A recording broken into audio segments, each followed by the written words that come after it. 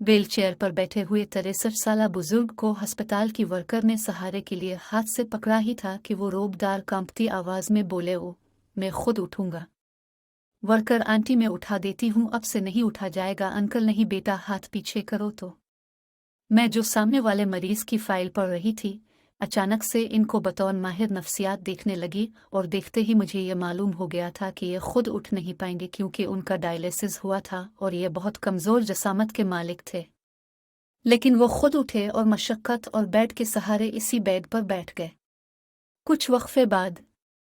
Nurse जो खुद ला इल्म फ्रस्ट्रेशन का शिकार थी, इनको वैन में इंतहा की तेज़ी से इंजेक्शन लगाने लगी। अंकल तब भी इसको प्यार से देखते हुए बड़े ही शफ़क़त भर बढ़िए अपने मखसूस पंजाबी लहजे में बोले, होय करिए उन्हें तेज़ी।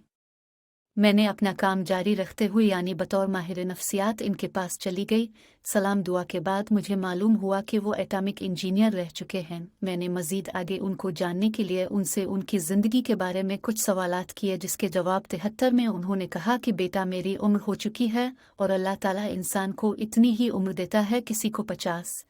किसी को 60 और किसी को 70 से भी ज़्यादा हो चुकी है। उनकी इस बात से मुझे अंदाज़ा हो गया कि वो अब सिर्फ मौत का इंतज़ार कर रहे हैं, जैसे कोई अपने चाहने वालों का इंतज़ार किया करता है।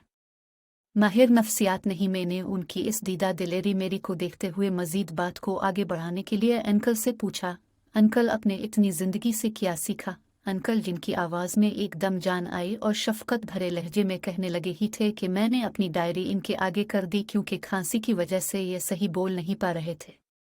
डायरी लिखने के बाद मैं इनके पास खामोश बैठी रही तो वो मुइज़्ज़त करते हुए बोले, बेटा मेरा भी दिल कर रहा है आपको और कुछ बताने का, मगर मेरा गला और खांसी इजाज़त नहीं। यहाँ पर बताने का मकसद ये है कि ये देखने में आम और सीधे सादे लोग जो बिस्तर मर्ग पर पड़े हुए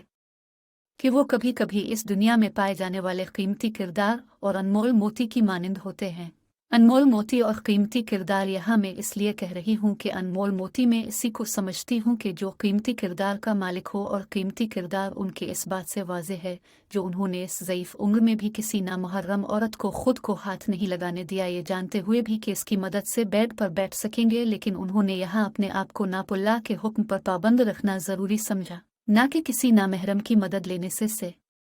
जबकि शरई तौर पर वो इस उम्र में इतनी सी मदद तो ले ही सकते हैं।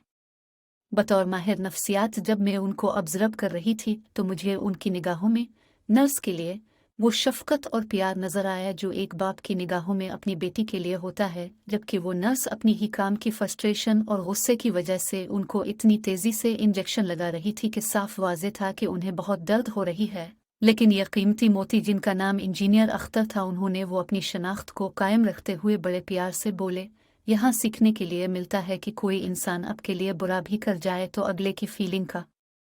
ख्याल करते हुए और अपनी इमोशनल इंटेलिजेंस से काम लेते हुए अगले की फीलिंग को भांप जाओ और इसमें प्यार ऐड कर दो, क्योंकि साइकोलॉजी में कहा जाता है कि अगर कोई इंसान गुस्सा करे तो इसको प्यार की कमी होती है। और मेरे मुताबिक यानी एक बतौर माहिर नफ्सियात और ख़ुद ज़ाती शख्सियत में भी यही समझती हूँ कि अगर कोई इंसान अब अगर प्यार का भूखा है तो इसको दे देना चाहिए, क्योंकि सबसे बड़ा सवाब माना जाता है। लेकिन यहाँ तक कि औलिया इकराम में भी किसी गरीब को खाना खिलाने का सवाब सबसे बढ़कर है, और दूसरा सबसे बढ़कर सवाब किसी का दिल रख लेना है, और प्यार इन दोनों चीज़ों पर भरपूर तरीके से पूरा आता है, यानी वो भूख भी मिटा देता है और किसी के दिल में खुशी भी दाखिल कर देता है। लिहाजा प्यार दे देना सबसे बड़ा सवाब है। मैं मज़ीद यही कहना चाहूँगी कि आप ज़रूर अपने ख़यालात का इजहार फरमाइए कि आपने इससे क्या सीखा और अपने आज अपने अंदर लाने वाली तब्दीलियों के बारे में क्या सोचा। शुक्रिया।